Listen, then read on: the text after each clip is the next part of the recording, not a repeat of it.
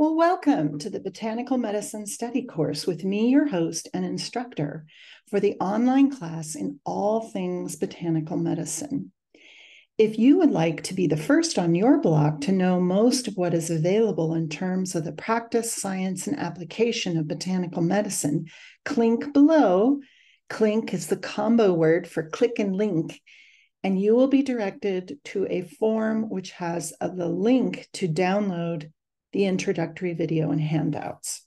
A special thanks to all new subscribers and those of you who comment, like, and share these videos. It really does help to spread the word. Well, we are well into summer here in the Northern Hemisphere. And where I live, it is sunny, warm, and the great outdoor weather. Temperatures. In fact, it is so sunny in the Northern Hemisphere, it is what some would call bloody freaking hot. I'm a morning person. My typical rhythm of starting before the sun comes up is not a problem for me. I get much done in the cool hours of the pre-dawn and post-dawn times. But keeping hydrated and cool is quite the target behavior these days. And for this week's Herb of the Week, we will learn how to do that with peppermint. Now, for those of you who will be taking the online botanical medicine course, the unique approach we will be taking is through plant families. The reason we will be doing this is to understand plant gestures and how plants interact with the world and humans. This is more of a relational approach to medicine and nature, and part of how we humans will start to repair the broken relationship we have with the natural world. These are really, really hot days we're experiencing in extreme weather all over the planet. And these things, regardless of what petroleum companies tell us, are the consequences of our broken relationship with nature. The amazing news is that one of the ways you can, in your very own corner of the world, help to curb the crazy weather is if you start to create a relationship with nature, one of respect, wonder, and mutual benefit. So let's look at the family to which peppermint belongs, Laminaceae or the Labiatae. And this family is also known as the mint family. It's unique in several aspects. The members are mainly aromatic, meaning they have high concentration of fragrant volatile oils affecting their fragrance and taste. And the majority of the members of this family are medicinal. Some scholars recognize every member of the family as medicinal. The essential quality of the mint family is the quality of warmth, which enhances the medicinal qualities quite specifically. Laminaceae, or the mint family, has a cosmopolitan distribution, meaning it grows throughout the planet in many, many different ecological zones. The largest genre will be names that herbalists see frequently, which means knowing the specific Latin binomial for specific plants is so important. The largest, most commonly used genre used medicinally are salvia, scutellaria, vitex, and thymus, which in English is sage, skullcap, monk's pepper, and thyme. The name Labiatae comes from the tendency of the flower petals, which fuse together at the upper and lower lip. And this looks like lips, and they call it labia in Latin. The flowers are bilaterally symmetrical with 5 united petals and 5 united sepals. They are bisexual and present in flower clusters. The leaves emerge oppositely. You can see that in the diagram, and each pair at a right angle to the previous pair. Often stems are square-shaped, meaning if you slice them, they are in this little squares. And the plant has a tendency to form laterally and then vertically. One of the most recognizable genre of the Laminaceae is the Mentha genus.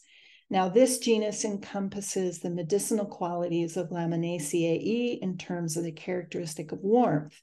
Labiataceae in general and Mentha in particular allow the powers of cosmic warmth to influence their development. Pelican, in his book Healing Plants, Volume 1, states that warmth takes hold of Laminaceae and organizes this plant to a greater degree than in any other plant family. This quality is directly influenced by the sun, and it is of note that bees are particularly attracted to this family and the genera of Mentha specifically. This is certainly true of peppermint, or Mentha pepperita, as it's known in Latin. Now, peppermint, or Mentha pepperita, is a hybrid species of mint. It's a cross between water mint and spearmint. Indigenous to Europe and the Middle East, the plant is now widely spread and cultivated in many regions of the world. It is occasionally found in the wild with its parent species. Although the genus Mentha comprises more than 25 species, Mentha pepperita is the one most commonly used in medicine and cuisine. While Western peppermint is Mentha pepperita, we will discuss the Chinese peppermint, or bohei, later in this video. Bohei is the fresh leaves of Mentha haplocalyx. Now, both Mentha pepperita and Mentha haplocalyx are both recognized as plant sources of menthol and menthone, and are among the oldest herbs used for both culinary and medicinal products. Mentha pepperita, or peppermint, is an herbaceous, rhizomatous, perennial plant that grows to be 30 to 90 centimeters tall. It has smooth stems, and again, if you slice the stem, it is square in cross section. The rhizomes are far spreading and fleshy, and they bear fibrous roots. The leaves can be 4 to 9 centimeters long and 1.5 to 4 centimeters wide. They are dark green with reddish veins and acute apex, which is a fancy way to say a pointed tip, and coarsely toothed margins. And sometimes the leaves and stems are a little bit fuzzy. The flowers are purple, and they're 6 to 8 millimeters long, with a 4-folded lobed corolla and about 5 millimeters in diameter. They are produced in whorls around the stem, forming thick, blunt spikes. Flowering season lasts from mid to late summer. The leaves and flowering tops are used, and they are collected as soon as the flowers begin to open and can be dried. The wild form of the plant is less suitable for this purpose, with cultivated plants having been selected for more and better oil content. They can be allowed to lie and wilt a little bit before distillation, or they may be taken directly to the still or the teapot. Peppermint was first identified in Hertfordshire, England by Dr. Eales and published in 1696 in the second edition of the book Synopsis Methodica Styricum Britannicum. The plant was then later added to the London Pharmacopoeia under the name Mentha pepperita, and in 1721, and it was given the name Mentha pepperita in 1753 by Carl Linnaeus in his Species Plantarum Volume 2. So we have Carl, that famous Swedish botanist, to thank for naming this plant officially in Latin. You know the entire practice of after-dinner mints. Also, who among us, at least in the United States, has not had a bout with Pepto-Bismol? For me, it was one of the benefits of vomiting as a child. I got to eat those delicious pink triangular things afterwards to help settle my stomach. Well, Pepto-Bismol is named after peppermint, showing one of the main medicinal actions of peppermint, that as of a stomachic and a carminative. And stomachic is something that works on the stomach, and a carminative is the fancy word for digestive aid. We can see from this interesting slide I got on Science Direct, peppermint has a stimulating effect. It's got antiviral, antifungal, antibacterial effects, does all those different things, and it also works on the nervous system. Peppermint is often used for nausea, sometimes with pregnancy, but be careful. It really depends on what sort of morning sickness you have. Because if you have the type that peppermint aggravates, it will make your morning sickness worse.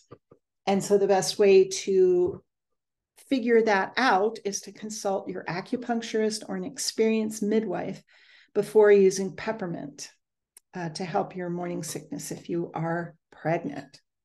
Now, there are numerous substances in peppermint, but one of the main ones that concerns us is menthol. And the substance is found in essential oil in very high concentration. And the essential oil is obtained through steam distillation. Essential oils are the most concentrated aspect of plant substances, and the member of the mint family, or Laminaceae, are very rich in essential oils. While we often think of mint in general, but peppermint specifically is cooling, the herb actually has a warming quality to it. So if you ever thought, hey, I'm going to put some peppermint oil in a bath to help cool me down, after about 10 minutes, you will, let's say, not feel cool. On the contrary, you will be turning a bit red and feel quite tingly for a long time afterwards, especially your very, very private parts. So note of caution. Peppermint is great for a facial steam, but not a full body bath. Even a foot bath with peppermint oil, you're kind of playing with fire, literally. Menthol stimulates the sensation of cooling and enhances the response of isolated sensory neurons to cool temperatures. So the best way to get the cooling effect of peppermint is to make a cool compress in peppermint tea and apply it to your forehead or the back of your neck or your tummy area. And this is a great way to cool down on a hot day. And you also smell really nice. Mentha pepperita essential oil is known for its antimicrobial properties, which have been reported in several studies. These antibacterial activities could be mainly attributed to its chemical composition, which is very rich in oxygenated monoterpenes, 92.95% to be exact. And it's known for a very high, efficient, and broad spectrum of antimicrobial activity. Now, this is another wonderful graphic from Science Direct, and this shows the many ways that peppermint affects the body. Sometimes I find interesting is that peppermint actually works on the nervous system, protecting it and enhancing function. And this is according to a study from the National Institute of Health in the United States. Peppermint essential oil has high levels, as we said before, of menthol and menthone, and this actually affects GABA receptors in the brain, which modulates performance on cognitive skills. So if you want to stay awake rather than drinking coffee, you should be giving yourself facial steams of peppermint or drinking lots of peppermint tea. Now, bohei in Chinese medicine is derived from the fresh leaves of Mentha hapocalyx. Okay, and you can see a lovely picture of this plant. And you can see that's a little different than peppermint. It doesn't have those sawtoothed edges. It's considered spicy, aromatic, and cooling, and it enters the lung and liver meridians. And the main use for this herb in Chinese medicine is to disperse wind heat and wind heat patterns. And wind heat patterns are things like fever, headaches, and dry coughs. It has an affinity for the entire lung network, which includes the sinuses. So it's really good for stuffy head colds, with fevers and sinus headaches accompanied with red eyes and a sore throat. Those are the signs of wind heat. Now, there are many ways to take peppermint internally. One of the more popular ways is through the essential oil, which we talked about earlier. It's obtained through steam distillation. Some practitioners had their clients put a drop of essential oil in a teaspoon of honey, and you can put that in some water or tea, or you can just choke it down. And you can also add a drop to warm water, say a 1 or 2 drops per cupful of water. A very targeted way to take this is in gel cap form. And a lot of times, in addition to the essential oil of peppermint, there are other oils that are combined in there, such as oregano, to help with intestinal issues. Now, the pure peppermint gel caps have potentials for easing irritable bowel syndrome. But again, since we're all individuals, sometimes peppermint can actually aggravate irritable bowel syndrome. So if you suffer with this issue, get a sample packet and try it out first. And if you're not writhing with pain on the floor, it should be okay to take. But if you're aggravated, then obviously don't do this. Now, there are tinctures, there are capsules of the dried powdered leaf, and of course, tea from fresh or dried leaves. And if you buy peppermint, you make sure that you read the label, because sometimes they combine other herbs, and that's fine. But if you're really wanting to get the effect of peppermint, why not go for the full Monte, as they say. Now, what herb of the week would be complete without comparing similar plants? For this week's edition, we square off spearmint with peppermint. Now, spearmint, as you can see in this graphic from Sumo Gardener, and I definitely recommend this wonderful website, you can see that it's a darker and the leaves are more narrow than peppermint. Spearmint, or Mentha spicata, is a type of mint that it's a very delicately sweet taste. And it's mainly because it has such a low concentration of menthol. It's only 0.5%. Spearmint is typically used as a fresh accent in savory dishes when cooking. And it's also typically used as a garnish in soft drinks like iced tea or in cocktails such as mojitos. Now, peppermint is an herb in the mint family that has a distinct cooling sensation, and it is a hybrid of spearmint and watermint. But peppermint contains 40% of menthol compared to the 0.5%, which is what gives peppermint leaves their numbing, cooling effect. And the high menthol content is why it's a little bit on the spicy taste. Now, this popular holiday herb pairs very well with sweet dishes like desserts, especially with the addition of chocolate. And it's often used to flavor things like ice cream, toothpaste, and candy canes. Peppermint is also used to make peppermint tea, which can soothe and numb the stomach. Now, mint in general, but peppermint specifically is an underused herb in Western European cuisine. Not so here in Eastern Europe, and specifically in the Middle East and Turkish cooking. In fact, if you want to know what that extra little kick is in whatever you're eating, from kyofte, which are basically Eastern European meatballs, to cooking yogurt sauces and different sorts of salads, it's the mint. Fresh or dried, peppermint adds a really yummy flavor to anything both sweet and savory. And I have a link in the program notes below. And let me tell you, every single recipe in this collection is a winner. You get cooled down just reading them. Included in the collection is also how to make a simple peppermint syrup, which is really nice to have on hand always. Obviously, those delightful Southerners from the USA knew what they were doing when they invented the mint julep.